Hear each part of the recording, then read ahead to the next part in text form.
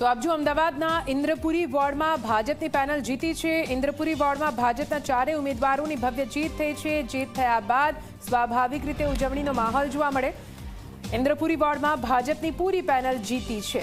જનક બિલકુલ અમદાવાદમાં એક સરપ્રાઇઝ એલિમેન્ટ ખાડિયાનું રહ્યું। બાકી તમે જુઓ તો ખાડિયા ભાજપ હારી ગયું છે ઘણા વર્ષો બાદ। અને આશ્ચર્યની વચ્ચે તમે જો કેન્દ્રપુરી હોય એ વોર્ડ હોય કે તમે લાંબા જુઓ તો ભાજપ જીત્યું છે। જ્યાં નહોતું જીત્યું ત્યાં પણ જીત્યું છે હકીકત છે। અને શાનદાર 150 ને પાર પહોંચી ગઈ છે અમદાવાદની અંદર ભાજપ।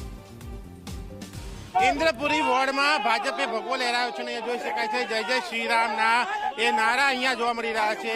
એ ઉમેદવારો સાથે એ જીતનાર લોકો સાથે વાત કરશું। શું કહેશો ઇન્દ્રપુરી વોર્ડમાં જીત? એક તો પેલા ઇન્દ્રપુરી વોર્ડના તમામ મતદારોનો ખૂબ ખૂબ આભાર અમારે આખી પેનલને જીતાડવા બાબત અને છેવાડાના માનવીના સુખાકારીમાં હર હંમેશા તત્પર રહીશું અમે। તમામ નવા છે કે રિપીટ છે? તમામ નવા છે કે રિપીટ છે? ના, હું નવો જ છું। તો કેવો પ્રજા સાથેનો સંપર્ક, કેવો કામ, કેવા હવે શું? છેવાડા માનવીના સુખાકારી માટે હર હંમેશા તત્પર રહીશું અમે। બેન શું કહેશો આજની જીતને?